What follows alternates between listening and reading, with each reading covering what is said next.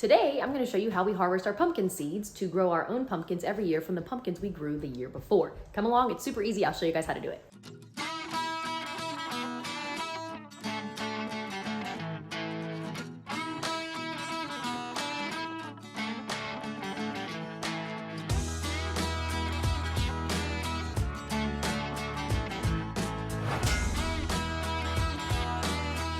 Start by just slicing your pumpkins in half and then get all of the guts and seeds out of it.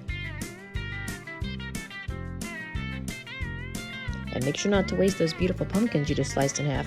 I'll be making homemade pumpkin puree with mine, and I'll post that video link at the end of the video.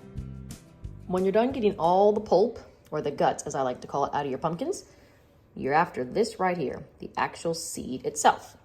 So what you're going to do is get all of your seeds, put them into a mesh colander, and then you're going to rinse them off when you're done to clean them real good before we dry them out.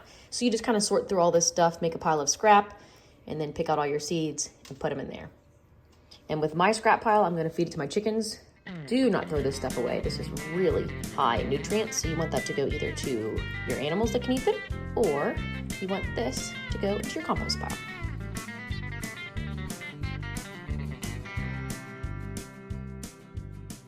Okay, here we are. Got lots of pumpkin seeds. Now we will take these over to the sink and rinse them off real good. Now you'll probably notice that in here are some seeds that I didn't get. That's okay. This is more than enough seeds for us to plant our own pumpkins. So if you want to be meticulous and pull out every single pumpkin seed, by all means go for it, but this is more than enough for us. Now we rinse.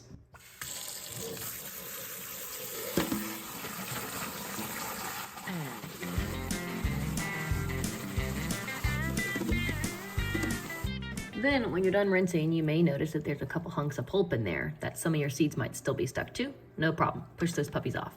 Now, any of these half-broken seeds, those obviously will not work. So then you wanna make sure you don't use these next year.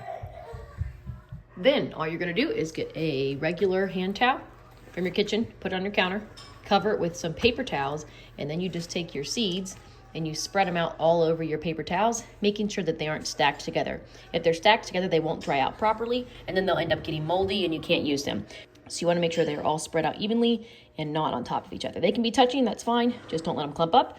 Otherwise, that's it, then you let them dry out. And then once they are dry, you can put them into your paper bags and save them for the next year.